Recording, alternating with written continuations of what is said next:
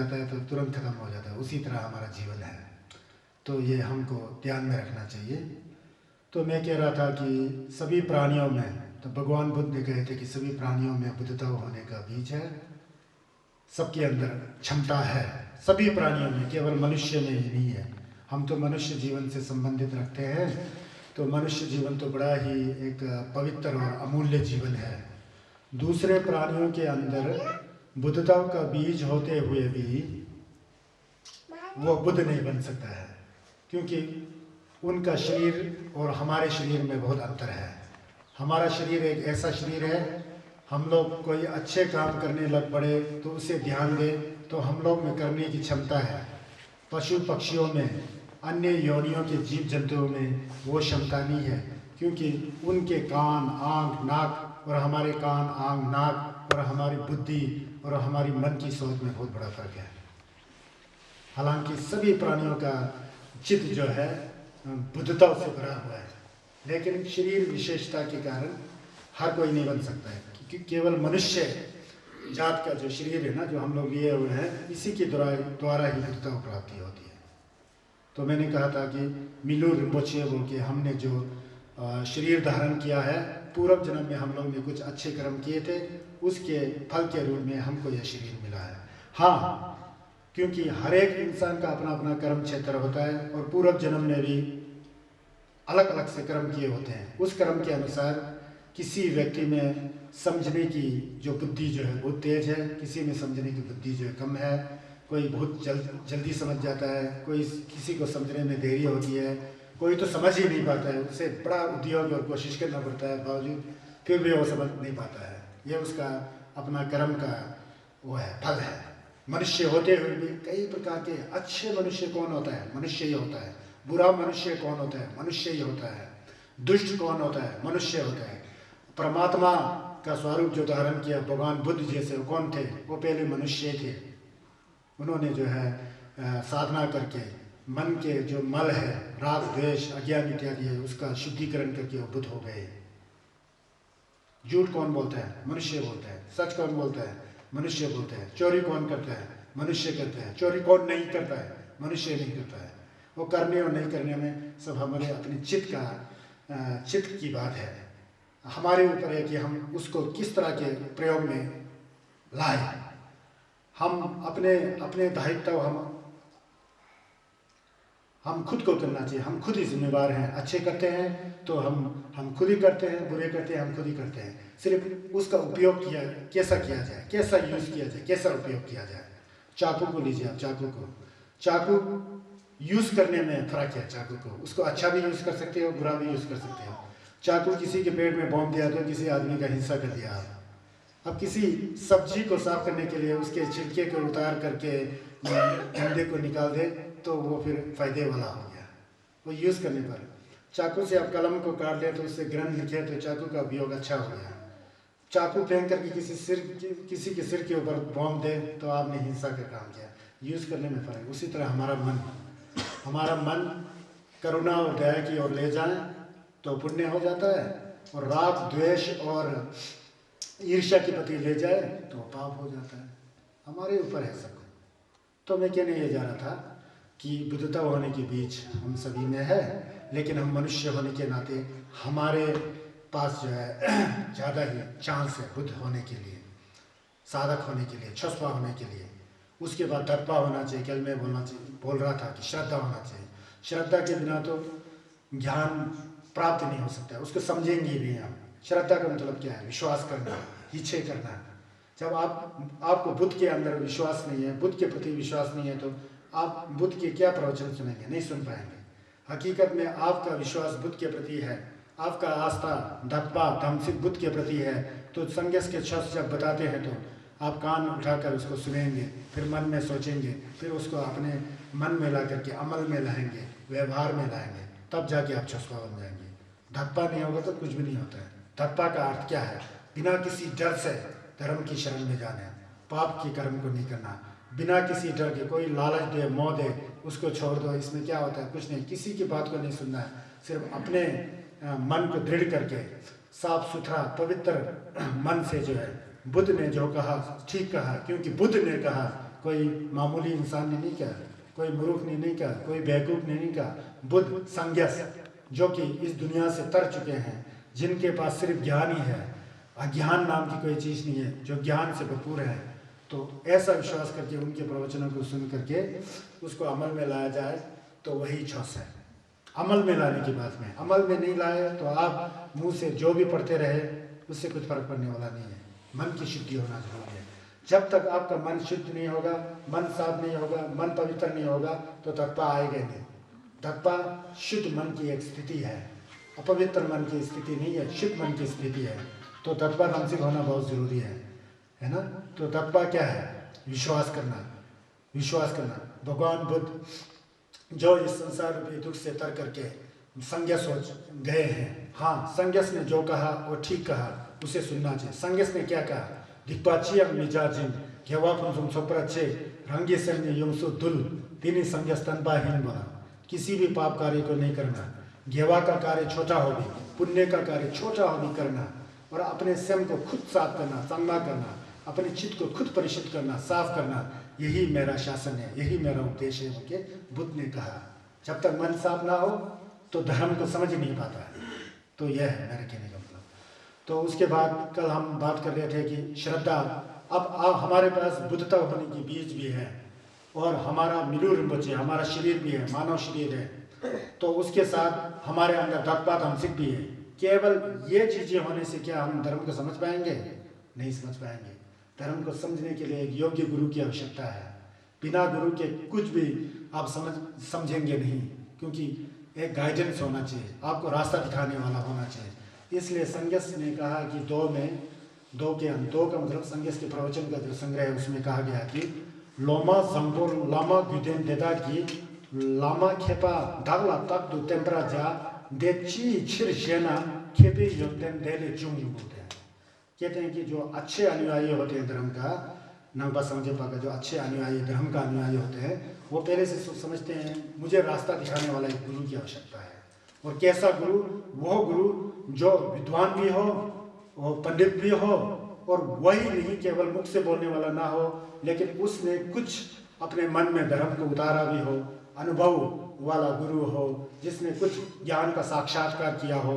ऐसे गुरु का मुझे आवश्यकता है, वो गुरु मुझे मिले, और उसी गुरु का अनुसरण करना चाहिए, उसी गुरु के पीछे जाना चाहिए, ताकि आपको सही रास्ता दिखाए।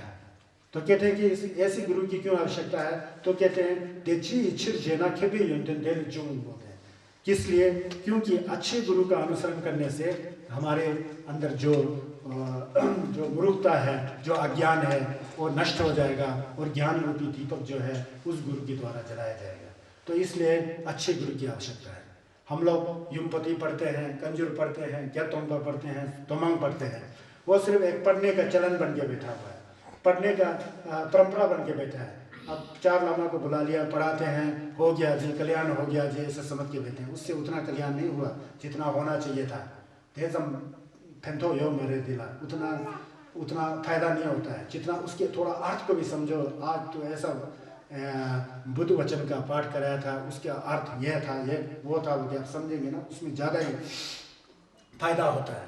कहने का मतलब अभी जो गुरु के बारे में मैं बता रहा हूँ, ज्ञातोंबा के अंदर कहा गया है। ज्ञातोंबा आप जानते हैं ना, सब लोग पढ़ाते हैं घर में लामा को बुला के, ज्ञातोंबा पढ़ाते हैं ना। उस ज्ञातोंबा के अंदर एक सेंटेंस ऐसा है, देतरा जंचु सिंबा सिंबा चंबो लाना में पा यां तो प्रजोबे संचु तो बा नमजी तंबो निनी लामा टेम्परा जा नेम्परा जा नेंकुर जा, ऐसा लिखा हुआ है।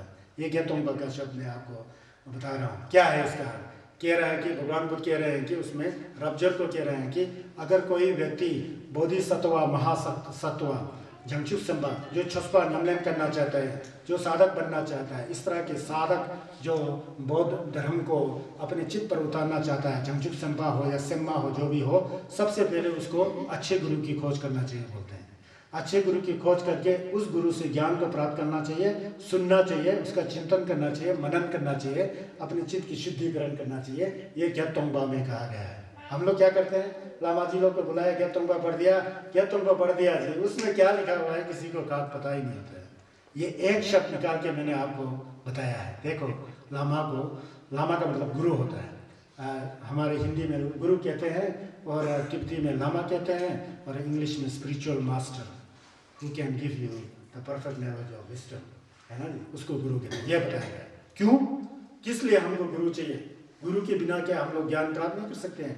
गुरु के बिना हम छछपा नहीं बन सकते हैं? नहीं, क्योंकि हमको पता नहीं है कि किस तरह से पुण्य का संचय करना चाहिए, ज्ञान का रास्ता कैसा है। हाँ, हमारा चित्त जो है ज्ञान स्वरूप है, क्यों हमें पता नहीं लग रहा है वो ज्ञान स्वरूप, उसको क्या करना चाहिए? क्योंकि हमारा स्वयं जो है नमतों से भरा हुआ है। तो अच्छा शतम तिमुख थतक मजल, अज्ञान, राग द्वेष, ईर्ष्या की भावना, आशावादी होना, असंतोष की भावना, है ना जी, क्रोध की भावना, ये सब है। उसको हटाने का क्या उपाय है? किस तरह से हम उसको हटाएं? बिना गुरु को अपनाएं, बिना गुरु का अनुसरण किए क्या हम लोग जान पाएंगे किस तरह का पुण्य संचय करना चाहिए, किस तरह से ज्ञान की वृद्धि करना चाहिए? ये हमसे होता नहीं है। एक विशेष गुरु की आवश्यकता होती है। प्राचीन काल में जो लोग सौभाग्यशाली थे, भाग्यशाली थे, कल्पासंभव थे, जो सदुच्छम्भो थे, किस्मत वाले थे, नसीब वाले थे, उन्होंने साक्षात भगवान बुद्ध का उपदेश सुना। साक्षात बुद्ध का उपदेश सुना तो उनसे उपदेश सुन करके चिंतन किया, मनन किया, अपने चित्त के मलों को दूर करके धर्म के रास्ते पर गए। आज हम बुद्ध को साक्षात नहीं दे सकते हैं क्योंकि हमारा उस तरह का हमारे अंदर वो नहीं है, कल्पा नहीं है, किस्मत नहीं है, भाग्य नहीं है, नसीब नहीं है। साक्षात बुद्ध को देखने में हम असमर्थ हैं। हम यह समझते हैं कि 2570 साल पहले भगवान बुद्ध हुए थे, लेकिन अच्छी बात यह है कि उस बुद्ध के प्रवचनों को किसी गुरु के द्वारा आप सुनने में समर्थ हैं। यह भी एक बहुत भाग्यशाली है। क्यों यहाँ इतने कम लोग यहाँ बौद्ध धर्म को सुन रहे हैं? क्यों सब लोग नहीं सुन रहे? क्योंकि उनके अंदर संस्कार नहीं है, कर्म नहीं है। तो हर कोई व्यक्ति धर्म को सुन ही नहीं सकता। कोई कुछ व्यक्ति सुन पाते हैं जिसमें अच्छे संस्कार है, जिनका अच्छा कर्म किया होता है, वही सुन सकते हैं। कहने का मतलब यह है। तो गुरु बिना ज्ञान नहीं, गुरु के बिना ज्ञान नहीं होता है। हमने मैं अभी आचार्य रमेश चंद्र ने खेम्पो हूँ, मैं क्या ऐसा ही खेम्पो बन गया? मैं क्या ऐसा ही आचार्य बन गया? नहीं, मेरा भी कोई गुरु रहा था। उस गुरु ने मुझे शिक्षा दिया। बाहर के गुरु फिलोसॉफी, दर्शन के बारे में मुझे अध्ययन कराया, हमने उसको पढ़ा। वही नहीं, किसी बड़े बड़े डूबतोप ने, आप लोग वहाँ डूबाजी लोग देख रहे हैं, ये लोग बहुत महान गुरु लोग, इसलिए मैंने वहाँ रखा हुआ है। पूरा जिंदगी इन लोगों ने थम किया हुआ है। इनके अंदर जो ज्ञान है, ये बोलते नहीं है, उनके साथ बैठे ही आपको अनुभव होगा कि ये तो बहुत बड़े महान गुरु हैं। बिना शब्द निकले ही आपको ज्ञान मिल जाता है। वो हमने अनुभव किया। हम जब इनका दर्शन करने जाते थे तो कुछ बोलते नहीं थे, इनका दर्शन मात्र से हम लोग सेटिस्फाइड हो जाते थे, संतोष आ जाता था, क्योंकि हमारे अंदर उस तरह का तत्पात हमसे है ना। कोई गुरु कुछ नहीं बोलते हुए उसके इर्द गिर्द जो ऊर्जा है, जो झिल्लक है, जो वाइब्रेशन है, उसका अनुभूति हो जाता है। तो यह भी एक धर्म सीखने का रास्ता है, समझ गया ना। तो यह है। तो बिना लामा का मतलब है, लामा नॉर्मली हम लोग क्या समझते हैं, सामान्य हम लोग कैसे, लामा का मतलब जो लाखों में बैठे हैं वही लामा है। वास्तव में लामा का अर्थ गुरु है जी। गुरु को तिब्बती भाषा में अनुवाद करें ना, लामा बन जाता है, समझ गया ना। लामा का अर्थ नहीं है। भिक्षु बोलने से गेलोंग है, भिक्षुनी बोलने से गेलोंग माँ है, वो दूसरा है। गेलोंग माँ, गेलोंग बोलने से वो दूसरी बात। जब लामा शब्द निकलते हैं ना, वो अर्थ गुरु के लिए निकलता है। तो मेरा कहने का मतलब है कि गुरु के बिना जो है ज्ञान नहीं मिल सकता है। गुरु का होना बहुत आवश्यकता है। दुर्भाग्य से आज के युग में लोग गुरु के महत्व को भी नहीं जानते हैं और उस तरह का गुरु मिलना भी बड़ा दुर्लभ सा बन जाता है। हमारे गांव में बड़े लामा जी लोग हैं, पूजा पाठ करने वाले ये हैं, तो प्रवचन के अभाव के कारण जो है लोगों ने बौद्ध धर्म की असलियत को ही समझा नहीं, वो भूल गए हैं। ये बड़ा दुर्भाग्य है। इसलिए छस का जो मेन जो सार है, मेन निम्पो जो है, मेन मुख्य जो अर्थ जो है क्या होता है, अपने चित्त को परिशुद्ध करना ही छस है, वो जानना चाहिए। मैंने कई बार बताया ना, ये होता है क्योंकि हमारे गांव वगैरह में पूजा पाठ में फंस करके उसी को ही छस मानने लग पड़ते हैं। वो कुछ हद तक अपने घर परिवार और गृहस्थियों के ग्रह नक्षत्र टालने का एक उपाय मात्र है, लेकिन असली छस वो नहीं हुआ करता है। असली छस तो वही है, जब आप झूठ बोलते हैं तो आप झूठ बोलना बंद कर देंगे तो छस हो गया। चोर करते हैं तो चोरी करना छोड़ दिया तो आप छस हो गया। अब किसी मादक द्रव्यों का आप सेवन करते हैं तो उसको छोड़ दिया तो छस हो गया, है ना। किसी के प्रति आप चुगली करते हैं, उल्टा सीधा बोलते हैं, उसको करना छोड़ दिया तो छस हो गया, है ना जी। आप बहुत लोभी हैं, लोभी होना कम हो गया। लालची है तो लालच करना कम कर दिया तो छस हो जाता है। किसी के प्रति गुस्सा हो जाते हैं तो गुस्सा करना कम कर दिया तो वो छस हो जाता है ना जी। और आपके अंदर मिथ्या दृष्टि है जी, पहले जन्म को किसने देखा, पिछले जन्म को किसने देखा, बुद्ध को किसने देखा, ये सब डोंग है, पाखंड है, होता ही नहीं है, ऐसा सोचना जो है वो पाप है। इसको सोचना छोड़ करके जहाँ तक हो सके आप पुण्य का कार्य करते हैं, लोगों में शांति स्थापित करने की कोशिश करते हैं। अगर आप लोगों को सहायता नहीं भी कर पाते हैं तो उनके प्रति अपशब्द बोलना आप छोड़ देते हैं तो वो छस हो जाता है। छस का अर्थ ही है, तब जाके मन साफ हो जाता है, शुद्ध हो जाता है। मन साफ नहीं है, शुद्ध नहीं है तो बाहरी आडंबर करके वो छस नहीं होता, वो तो आडंबर ही हो गया। उसको इंग्लिश में प्रोपेगेंडा कहते हैं, प्रोपेगेंडा मात्र रह गया, इंटरटेनमेंट, एक मनोरंजन टाइप का हो गया। लामा जी लोग बुलाया जी, बजाया गजाया, फिर छंगरा पिया, शौक खाया। ये इस रोग से मुक्त होने के लिए भगवान बुद्ध ने धर्म का प्रवचन किया था, और इस रोग की वजह से दुनिया के कोई लोग सुखी नहीं है।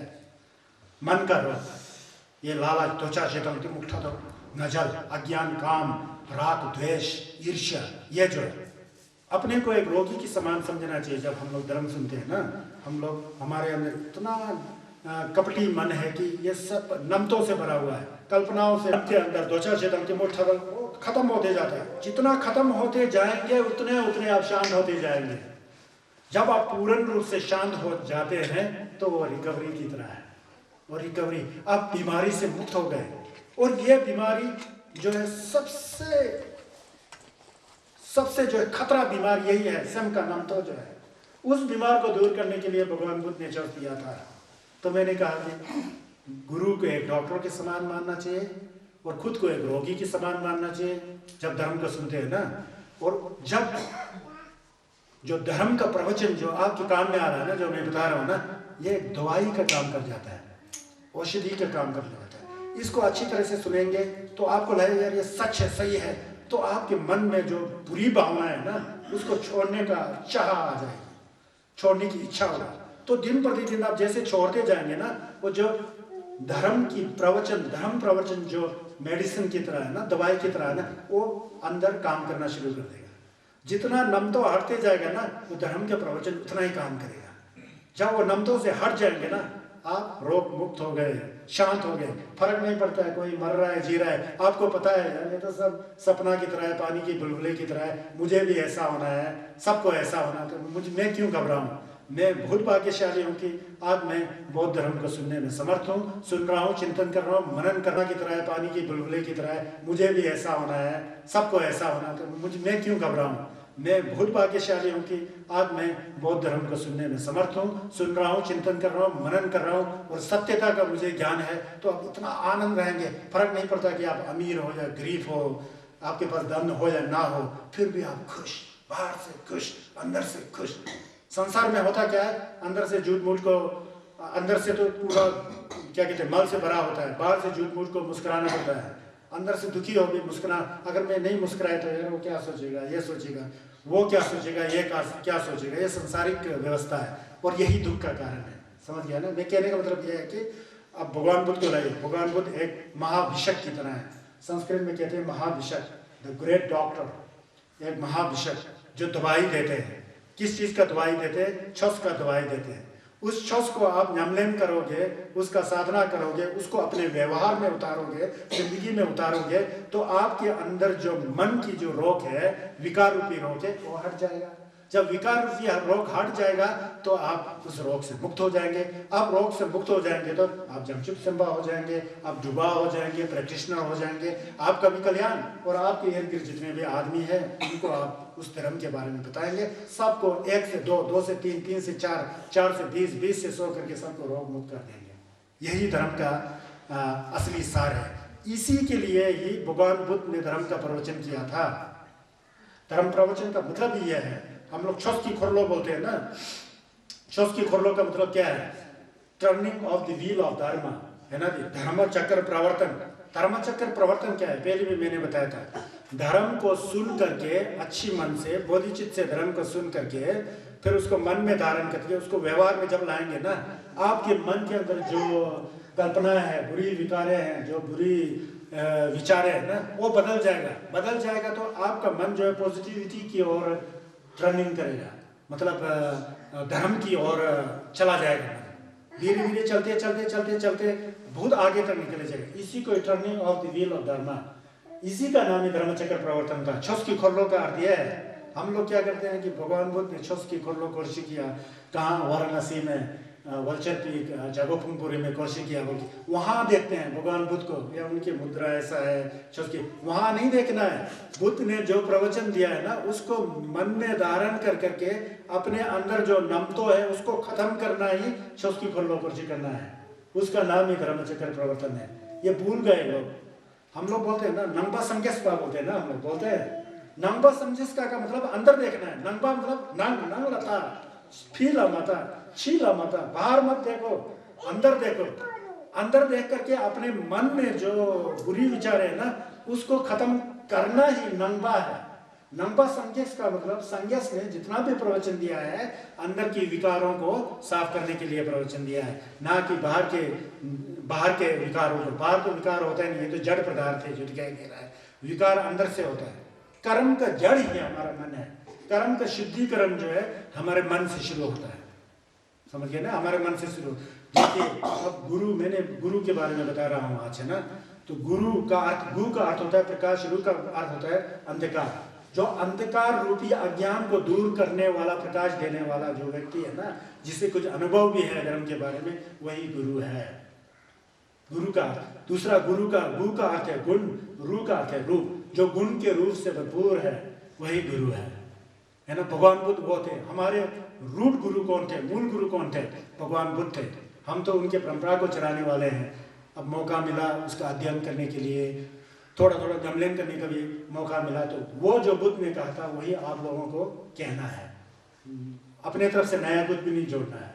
वही बौद्ध धर्म की परंपरा है। हाँ, कई तरह के गुरु होते हैं। आज दुर्भाग्य है कि साक्षात हम लोग भगवान बुद्ध के दर्शन नहीं कर सकते हैं, क्योंकि उस तरह के हमने कर्म किया ही नहीं है ना। चार प्रकार के गुरु होते हैं। एक तो पृथक जन गुरु होते हैं, एक बोधिसत्वा जमचुत्सेम्पा गुरु होते हैं, एक संगेस का टुलबेकु का गुरु होते हैं, और संगेस का लोंगचोक जोगबेकु संभोगा काय बोलते हैं, वो गुरु होते हैं। इन चार गुरुओं में से इन तीन गुरुओं का जो पिछले जो तीन गुरु है ना, प्रथम गुरु को छोड़कर तीन गुरुओं का दर्शन जो है न्यामलेन के अनुसार खुद ही बैंड हो जाता है। लेकिन सबसे पहले जो है हमारे तरह आप सुन रहे हैं ना, इस तरह का गुरु जो सुलभ होता है। पहले एक सामान्य गुरु से धर्म का श्रवण करना चाहिए, फिर चिंतन करना चाहिए, मनन करना चाहिए, भावना करना चाहिए, धर्म को व्यवहार में लाना चाहिए। जैसे जैसे हमारे चित्त की मल शुद्धता शुद्ध होती जाएगी ना, वैसे वैसे उसके बाद जमचुत्सेम्पा गुरु का दर्शन हो जाता है। जब जमचुत्सेम्पा के रास्ते पर चलते हैं ना, आगे आगे जाएंगे तो संगेस की टुलबेकु के रूप में गुरु का दर्शन हो जाए। ये सब अपने चित्त की स्थिति है। चित्त जितना शुद्धता होगा ना, उस शुद्ध रूप से वैसा वैसा गुरु का बैंड हो जाता है। दो तरह का गुरु, बाह्य गुरु, आंतरिक गुरु। बाहर का गुरु और अंदर का गुरु। बाहर का गुरु, आज आपको मैं प्रवचन दे रहा हूँ, मैं आपका बाहर का गुरु हूँ, लेकिन अंदर का गुरु अपना मन है। जब आप धर्म का श्रवण करते हैं ना, अब स्वयं में मन में लिया तो मन में धारण किया। अब धारण करने के बाद, मेरे से तो सुन लिया आपने, धारण करने के बाद अब इस कान से सुन करके उस कान से बाहर फेंक दिया तो क्या, कुछ नहीं है ना। इस कान से सुन करके यहाँ से नहीं, बाहर नहीं फेंक करके अपने मस्तिष्क में रख करके उसका चिंतन करके जितना हो सके अपने क्षमता अनुसार उसका न्यामलेन करेंगे ना, तो वो चित्त जो आपको ये करने के लिए प्रभावित कर रहा है वो वास्तव में गुरु है। कौन हुआ? आपका अपना मन ही गुरु हो जाता है बाद में। समझ गया ना। मेरे से तो सुनेंगे, किसी दूसरे गुरु, लामा गुरु से सुनेंगे, अगर उसको आप अमल में नहीं करेंगे तो फिर उस गुरु ने जो उपदेश दिया था उसका उपयोग नहीं हुआ ना। उसको उपयोग करने के लिए अपने मन को ही गुरु बनाना पड़ता है। जहाँ गलत हो रहा है तो तुरंत सतर्क लेना, अवेयरनेस जो है ना, सजगता होना पड़ता है, जागना पड़ता है। फिर ये नहीं करना यार, इसको करना, अपना चित्त ही सही रास्ता में ले जाता है। हमारा स्वयं जो है ना, यही हमारा स्वयं से गुरु हो जाता है। जब हमारा स्वयं गुरु हो जाता है ना, तो वो अंदर का गुरु है। अंदर का गुरु ज्यादा गहरा है बाहर के गुरु से। समझ गया ना। जब हम लोग धर्म का श्रवण करते हैं तो वास्तव में कई प्रकार के लोग होते हैं। मुझे तो बहुत अनुभव है ना, कई लोगों से मैं मिलता जुलता हूँ तो अनुभव है। पता लगता है कि नीचे जो सुनने वाले हैं धर्म, कौन ध्यान से सुन रहा, कौन ध्यान से नहीं सुन रहा, तुरंत पता लग जाता है।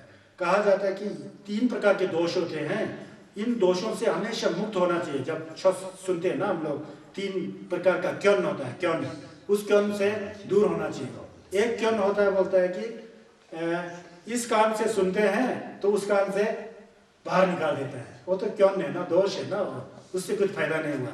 जैसा एक बर्तन है, बर्तन को आपने उल्टा करके रख दिया, उल्टा है ना, उसके अंदर पानी डाल रहे तो पानी कहाँ घुसेगा, बर्तन तो उल्टा है, बर्तन तो मुड़ा नीचे, जहाँ पानी जाने का है वो तो नीचे की ओर है, तो उस पर जितना पानी लगाया तो पानी कहाँ घुसेगा उस बर्तन में, पहले उस बर्तन को सीधा करना पड़ेगा ना, तब जाके पानी जाएगा। इसको कहते हैं नॉट खबुक ताबी, क्यों बोलते हैं उसमें, नॉट खबुक ताबी, नॉट है ना जो पतीला है, जो उसको खाप उसी करके रख दिया तो उसमें पानी कहाँ घुसेगा, नहीं, उसको पहले सीधा करना पड़ेगा ना। वो नॉट खबुक ताबी क्यों को छोड़ना चाहिए, जब धर्म सुनते हैं ना, सुन करके अंदर रखना चाहिए, उसको सीधा करना चाहिए कान पर किसी व्यक्ति का उनका आदत होता है भाषण सुनने का, ये करने का ना, सुनते तो हैं लेकिन यहाँ तक कि मंडरा करके आवाज जो है यही बाहर खत्म हो जाता है, अंदर घुसता ही नहीं, वो है नॉट खबुक ताबी क्यों बोलते हैं, यह दोष है। जैसा पतीला को उल्टा करके रख दिया तो उसमें पानी घुसेगा ही नहीं ना, उस दोष को हमेशा भूलना चाहिए। नॉट को सीधा करके मतलब कान को सीधा कंसंट्रेट करके एकाग्र करके रखना चाहिए, ताकि जो ध्वनि जो उसका ध्वनि जो है आपके कान के अंदर घुसे, इस दोष से दूर होना चाहिए कहते हैं, कहते हैं। दूसरा है नॉट शब्दोलता विज्ञान बोलता है, नॉट शब्दोल, पतीला तो ऊपर की ओर है खुला लेकिन नीचे छेद है, तो उसमें पानी जितना भी डालते जाओ नीचे छेद से निकल जाएगा ना, वो भरेगा ही नहीं कभी। उस तरह का क्यों होने से भी धर्म नहीं सुन सकते बोलते हैं, उसको भी छोड़ना चाहिए बोलता है। कैसा, लोग सुनते तो हैं लेकिन यहाँ से छोड़ देते हैं, एक तो यहाँ से घुसता ही नहीं ना पहले वाला, तो अभी वाला सुन तो रहे हैं लेकिन वहां से छोड़ देते हैं, जितना डालो वहां से, पहले कैसे थे वैसे के वैसे ही, प्रवचन से कुछ फर्क पड़ा ही नहीं, वो भी क्यों नहीं, इस दोष से दूर आना चाहिए। ये नॉट शब्दोलता विज्ञान बोलता है।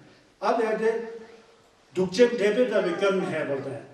अब ये तीसरा वाला बड़ा खतरनाक होता है, ये क्यों होता है ना, कैसा खतरनाक होता है, छस को हम सुनते हैं और अंदर भी रखते हैं, लकपा के अंदर, ब्रेन के अंदर रखते हैं और उसको समझते नहीं, लेकिन अपने गलत विचारों से उसको मिक्स कर देते हैं और प्रोत कर देते हैं, और गलत विचारों से जब मिक्स हो गया तो वो तो दुखचिंता विकर्ण हो गया ना, वो तो जहर हो गया। जो आपने धर्म सुना था, सुनते हुए भी आप गलत विचारों के और प्रोत में गलत काम कर जाते हैं, वो बोलते हैं सबसे खतरनाक होता है।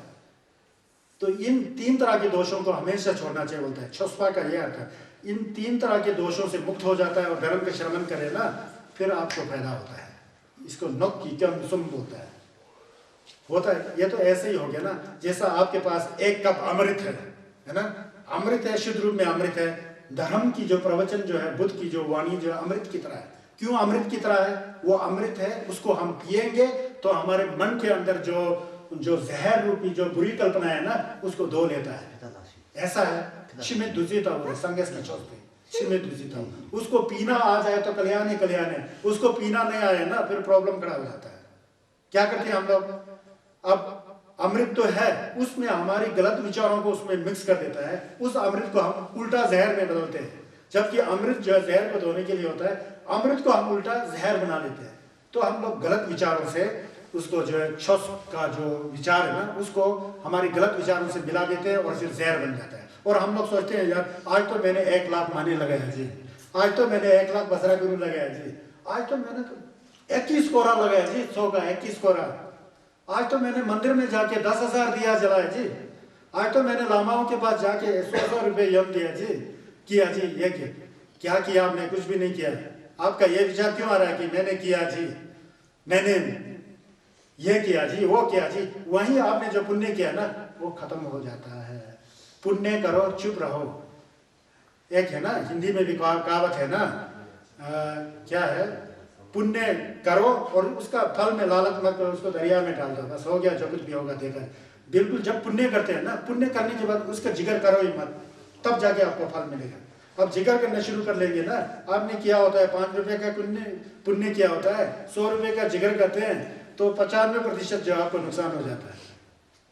इसीलिए कहता है कि जो असली छस करने वाला, नमलेन करने वाला व्यक्ति है ना, उसका मुंह बहुत शांत होता है, शांत होता है।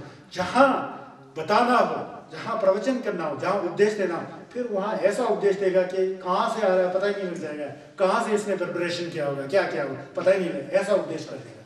लेकिन अननेसेसरी कभी बताएगा ही नहीं, वो छुस्पा का प्रतीक है। छुस करने वाला व्यक्ति शांत होता है ना। छुस नहीं करने वाला व्यक्ति अशांत होता है और बड़बड़ाता रहता है, बहुत ज़्यादा बोलेगा। जितना ज़्यादा बोलेगा ना उतना समझ लीजिए कि वो अज्ञानी पुरुष है। एक कहावत है ना, अजगर गगरी छलकते जाए बोलते हैं ना। वो खाली गगरी जो है बड़ा, उसमें थोड़ा सा पानी होगा तो वो चलक चलक करके बहुत आवाज़ करता है। भरा हुआ गगरी हो तो उससे आवाज़ नहीं आता है। यही किस्सा जो है हमारे नंबा संगीस्मा बौद्ध धर्म में ऐसा है। ये बड़ा ध्यान देने की चीज़ है। तो मैं उसके बाद कल क्या बताया था, छुस जो है अभ्यंतर अनुभूति है। अभ्यंतर मतलब अंदर की अनुभूति है। नंगी छोरवा नंगी नम्यू, आपको पता लगेगा कि कभी कभी है ना, आप कोरा जाते हैं, मने पढ़ते हैं, जो करते हैं, तो कभी कभी आपका मन बड़ा शांत होगा, आज बड़ा शांत और सहज और बड़ा नेचुरल शांत सहज, बड़ा आनंद महसूस करेंगे आप। इसका मतलब आपका मन टिका था, इसलिए उसका फल उसी समय आप भोग रहे हो। वो अच्छी स्थिति है। कभी कभी आप समझते हैं कि इतना ज़्यादा कोरा करते हैं, मना करते हैं, कुछ करते हैं, छुस का जो भी कार्य करते करते, फिर भी आप अशांत हैं, मन जो है विचलित है, इतना दुखी हैं आप। इसका मतलब आपने जो किया सब उल्टा किया, उसी का फल उसी समय आप भोग रहे होते हैं। समझिए ना। तो सहजता आती है। आप कभी कभी 1-2 मिनट के लिए आंख बंद करके सब कुछ भूल जाइए, थोड़ी देर के लिए सब कुछ भूल जा करके थोड़ा सहज भाव में रहिए। पूरा सहज भाव में अपने सांस के ऊपर मन नियंत्रण करके पूरा सहज और शांत भाव में रहिए ना।